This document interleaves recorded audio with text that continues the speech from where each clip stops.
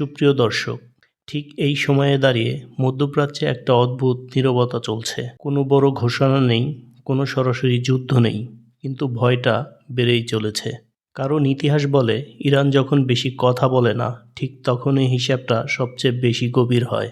আজকের ভিডিওতে আমরা বুঝতে চেষ্টা করব ইরান আর ইসরায়েলের মধ্যে আসলে কি চলছে, কেন ইসরায়েল বারবার সতর্ক অবস্থানে, আর কেন অনেক বিশ্লেষক বলছে এই খেলায় ইরান সময় নিজের পক্ষে নিচ্ছে। আশা করছি ভিডিওটি শেষ পর্যন্ত দেখলে পুরো ছবিটাই আপনার কাছে পরিষ্কার হয়ে যাবে। ইরান আর ইসরায়েলের বিরোধ আসলে নতুন কিছু নয়। 1979 সালের ইরানি বিপ্লবের পর থেকেই ইরান প্রকাশ্যে ইসরায়েলকে স্বীকৃতি দেয়নি, আর তাই ইসরায়েলের চোখে ইরানই সবচেয়ে বড় দীর্ঘমেয়াদী হুমকি, আর ইরানের চোখে ইসরায়েল হলো পশ্চিমা প্রভাবের সামরিক ঘাঁটি মাত্র। দর্শক, এই বিষয়ে আপনার মতামত কি জানান মন্তব্যের ঘরে। এই দ্বন্দ্ব বহু বছর ধরে চলছে, সরাসরি যুদ্ধ ছাড়া বরং ছায়া যুদ্ধের মধ্য দিয়ে। সরাসরি যুদ্ধ কেন হচ্ছে না, এটা সবচেয়ে গুরুত্বপূর্ণ প্রশ্ন। যদি এতটাই শত্রুতা, তাহলে যুদ্ধ কেন শুরু হচ্ছে না? কারণ ইরান জানে সরাসরি যুদ্ধ মানে বড় সংঘাত, ইসরায়েল জানে সরাসরি যুদ্ধ মানে একাধিক ফ্রন্ট খুলে যাওয়া। এখানে ইসরায়েল শুধু ইরানের কথা ভাবলে চলবে না। লেবাননের হিজবুল্লাহ, গাজা, সিরিয়া, ইরাকের মিলিশিয়া, সব মিলিয়ে যুদ্ধ মানে এক শত্রু না, বরং একসাথে অনেকগুলো আগুন। এদিকে ইরানের আসল শক্তিটা আসলে কোথায়?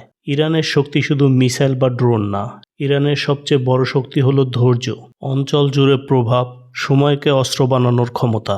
ইরান সরাসরি আঘাত না করে মিত্রদের শক্তিশালী করেছে, প্রযুক্তিতে ধাপে ধাপে উন্নতি করেছে, আর শত্রুকে সবসময় অনিশ্চয়তায় রেখেছে। এই অনিশ্চয়তাই ইসরায়েলের জন্য সবচেয়ে বড় চাপ। ইরান ইস্যুতে ইসরায়েল কেন সবসময় সতর্ক? ইসরায়েল সামরিকভাবে শক্তিশালী, এটা সত্য, কিন্তু ইসরায়েলের একটা বড় সীমাবদ্ধতা আছে, সেটি হলো ভৌগোলিক গভীরতা নেই। একাধিক দিক থেকে আঘাত এলে ইসরায়েলের প্রতিরক্ষা ব্যবস্থা চরম চাপে পড়ে যেতে পারে, আর এখানে ইরানের কৌশল কাজ করে। একটি ফ্রন্ট নয়, বরং সম্ভাব্য অনেক ফ্রন্ট। ঠিক এই কারণেই ইসরায়েল যতটা শক্তিশালী দেখায়, ভেতরে ভেতরে ততটাই হিসাবী। নীরবতা কেন ভয়ঙ্কর? আমাদের আঞ্চলিক ভাষায় একটা কথা আছে, খালি কলসি বাজে বেশি, ভরা কলসি বাজে না। ঠিক তেমনি ইতিহাসও বলে, যে পক্ষ সবসময় চিৎকার করে সে পক্ষ সবসময় প্রস্তুত থাকে না, আর যে পক্ষ চুপ থাকে সে পক্ষ সাধারণত পরিকল্পনা নিয়ে ব্যস্ত থাকে।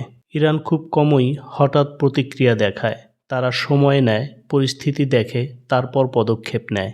আর ইরানের এই নীরবতাই ইসরায়েল ও তার মিত্রদের সবচেয়ে বেশি ভাবায়। তবে আন্তর্জাতিক হিসাব এখন শুধু ইরান আর ইসরায়েলে নেই, আছে যুক্তরাষ্ট্র, ইউরোপ, রাশিয়া, চীন। সবাই চায় উত্তেজনা নিয়ন্ত্রণে থাকুক, কারণ মধ্যপ্রাচ্যে বড় যুদ্ধ মানে তেলের বাজার, বৈশ্বিক অর্থনীতি, রাজনৈতিক অস্থিরতা। এই আন্তর্জাতিক বাস্তবতা ইরানকে আরও সময় দেয়, আর ইসরায়েলকে আরও হিসেবি হতে বাধ্য করে। আজ হয়তো বড় কোনো বিস্ফোরণ নেই, কিন্তু চাপটা জমছে। ইরান ধীরে চলছে, কিন্তু পেঁচাচ্ছে না। ইসরায়েল শক্তিশালী, কিন্তু একা। এই দুই বাস্তবতার মাঝখানেই মধ্যপ্রাচ্যের ভবিষ্যৎ দুলছে। এই নীরবতার শেষ কোথায়, সেটাই এখন সবচেয়ে বড় প্রশ্ন। প্রিয় বন্ধুরা, আজ এখানেই বিদায় নিচ্ছি। তবে তার আগে অনুরোধ করব, ভিডিওটি ভালো লাগলে একটি লাইক করে দিন এবং শেয়ার করে সকলকে দেখার সুযোগ করে দিন। আর এ ধরনের তথ্যপূর্ণ বিশ্লেষণধর্মী ভিডিও মিস করতে না চাইলে অবশ্যই চ্যানেলটি সাবস্ক্রাইব করতে হবে, আর পাশাপাশি আমাদের ফেসবুক পেজটিও ফলো দিয়ে রাখতে পারেন। তো দেখা হচ্ছে খুব শীঘ্রই পরবর্তী ভিডিওতে। ততক্ষণ ভালো থাকুন, সুস্থ থাকুন। আল্লাহ হাফেজ।